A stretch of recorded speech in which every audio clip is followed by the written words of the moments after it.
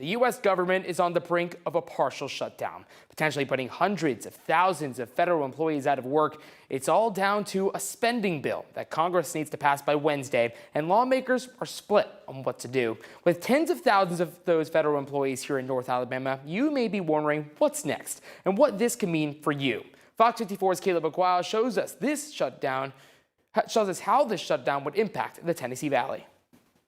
The country could see its 22nd shutdown in 50 years if Congress fails to cut a deal by the end of the fiscal year this Wednesday, potentially putting employees out of work and disrupting federal services. Many congressional Republicans are wanting to keep spending the same, while top Democrats are saying they won't fund the government unless Republicans address rising healthcare costs. Without that government spending bill in hand, the Office of Management and Budget will tell federal agencies just how many employees to furlough and which services will be affected. And that brings us here locally, where almost 100,000 people work for the government's assorted agencies through Redstone Arsenal. It's a regional powerhouse, providing over $36 billion to the state's economy and accounts for about 58% of the Tennessee Valley's GDP. With a potential government shutdown looming over federal employees on Wednesday, many are saying they don't know what's coming next. Several of those federal employees are telling me it affects their everyday lives. Most of the time what happens with these shutdowns is after the fact, after a resolution is met, we'll end up getting a back pay situation.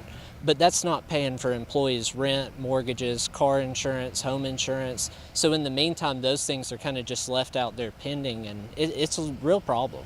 Here's what that could mean for you. Longer lines at the airport, delays with federal financial services, and the closure of some public facilities. I have to get new badges and new cards and everything, and if there's no office for me to go to next week to get those, then I'll be delayed. You know, that'll delay work for me, paychecks for me.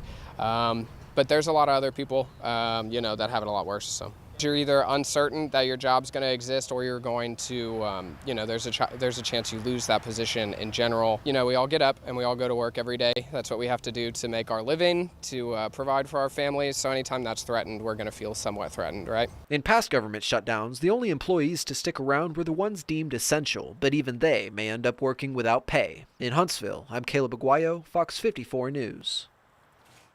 It's important to remember every shutdown is different. In addition, each federal agency will be affected differently. We'll keep you updated on this story on our website, fox54.com.